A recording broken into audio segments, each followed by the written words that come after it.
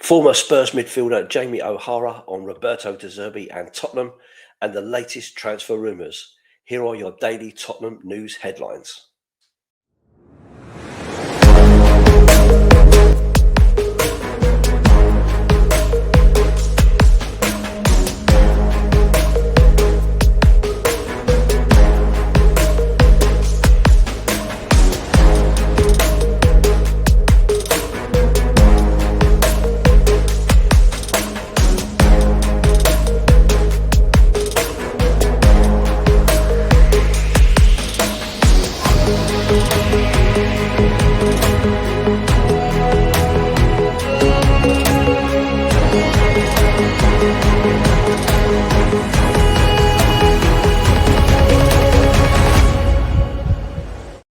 Welcome back to the channel. My name's Lee and this is another episode of the Daily Tottenham News Headlines.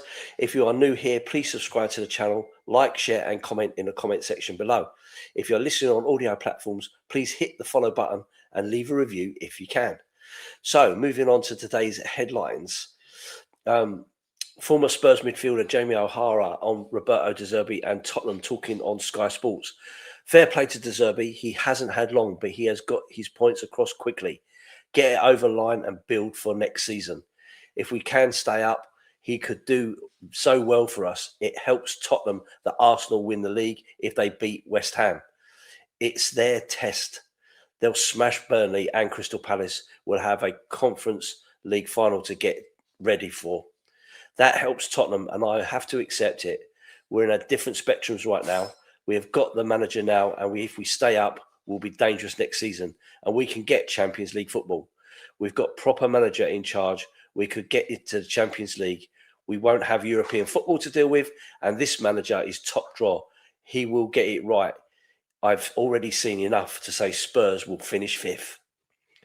So here's some transfer news that's coming our way. TalkSport are stating that Liverpool are weighing up a move for 28-year-old Bournemouth and Argentina defender Marco Senesi, who has verbally agreed to join Spurs if they avoid relegation from the Premier League. More reports in Italy are stating that Tottenham and Italy goalkeeper Guillermo Vicario is on Inter Milan's radar, and the player wants to move in the summer.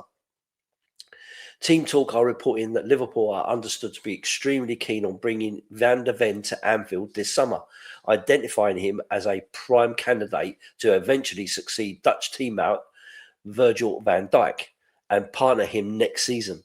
His explosive pace, composure on the ball and commanding presence align perfectly with Arne Slot's vision. However, the Merseyside club are proceeding with caution due to the defender's injury record. Since joining Tottenham in 2023, Van de Ven has battled recurring hamstring, thigh and knee problems that have limited his availability at key moments. Despite these concerns, a move to Liverpool would hold immense appeal for the player. A self-confessed Red supporter with family connections to the club, Van de Ven would prioritise Anfield above most other destinations. Sources suggest he would choose Liverpool over rivals including Manchester United without hesitation if both clubs table formal offers. United, meanwhile, have also registered a strong interest as they seek to reinforce their defensive options. A switch to Old Trafford would be of genuine interest to Van de Ven, providing an opportunity to join a club in a positive moment and play under ambitious new leadership. United view the left-footed Dutchman as an ideal profile to complement their back line, though they would likely face an uphill battle should Liverpool commit fully to the pursuit. Tottenham's valuation is expected to hover between 60 and 90 million pounds. Wow. So let's start off by talking about Jamie O'Hara's comments. Jamie O'Hara is well known for his outlandish comments that tend to drag people in and hook them on to be able to say, argue with him and create that kind of continuous interaction, clickbaiting or whatever you want to call it. I do agree with some of the points he's making here. I do agree that we have the right manager. I do think we've seen enough from De Zerbi to suggest he has the right kind of mindset for what Tottenham need at this moment in time. Someone who is positive, someone who wants to develop and wants to improve the players and give them self-belief, something that I don't think the previous leadership has given them. He does have some tactical awareness. He is able to change things slightly if he needs to. But a big positive for me has been the fact that he's been playing players where they're supposed to play in their correct positions, which is always a bonus. I think he would absolutely need massive backing in the summer. We need, so many players to create that depth in the squad. Because we just do not have it. We've seen it through all this season with all the injuries. As soon as you get injuries to key men, you then tend to struggle big time, and we need to have the right type of player to come in and pick up where that other player led off. You've got creativity in Kulusevski, in Madison, and Xavi Simons. All three are now injured. So, and if you're looking on the right-hand side, okay, Kulusevski can play there, Kudus can play there, both injured. Brennan Johnson was our other player there who's actually been moved on. So it then leaves you with Matisse Tell, who tends to be more used on the left, and Kolo Muani, who is yet to really prove his worth. So, I'm just using that to illustrate the fact that if we have injuries to key players, we are so short of options to be able to change games and do something slightly different if a certain player is not working in that position. And so it's interesting moving on to the transfer headlines that. Of course, we've already heard the issue of Inter Milan being interested in Vicario, and the feedback really is, well, if Vicario needs to go, let him go. We're not all convinced by him. Good shot stopper, but it's just not working out.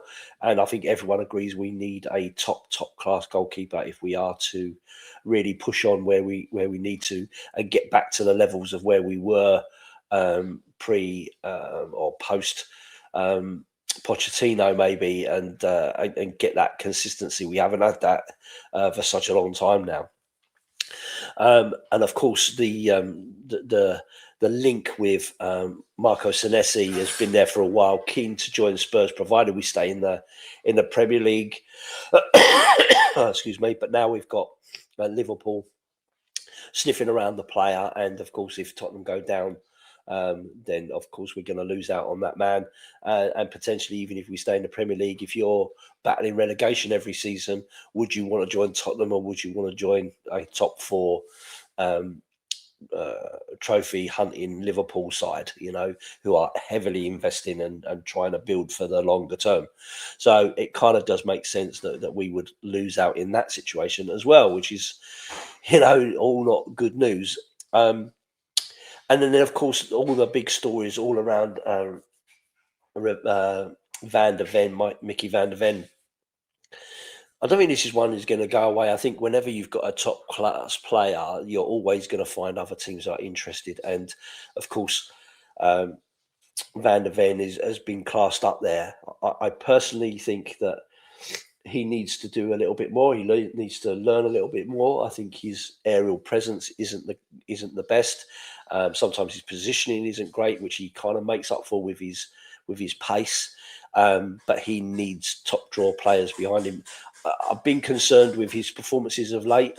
There was, I guess, rumours and stuff that he'd lost his way a little bit and was keen to move away from Spurs, and maybe lost a little bit of his desire to really help the team, which is really disappointing because that is not what you want from one of your key players, especially when they're wearing the captain's armband.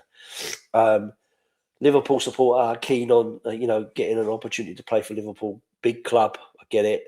So it is potentially a dream move for him, but he is under contract with us, and it depends on what happens at the end of this season. So if we stay up, he's still contracted with us. He'll have to stay. If we go down, then maybe that option comes. But Spurs would obviously need to get as much as they can. When with Manchester United and Liverpool both interested, that could push the figures into the levels that that the board would be interested in taking. It doesn't send the right message. I think, if you've got a player of that perceived quality, I don't think it sends the right message to be selling those players. We've done it for so long. When you go back to Berbatov, Modric, Bale, Sheringham, all those players that were doing really, really well. Being sold off to rivals is not a good look. It doesn't send out the right sort of message. But this is football. This is what happens, I guess. And so it's one of those that we'd have to see where it takes us. I know there are a lot of Tottenham fans that wouldn't be disappointed to see Van de Ven go. But if Van de Ven can play like he did against Aston Villa, then that's a different Van de Ven than the one who's been playing prior to Roberto De Zerbi coming in.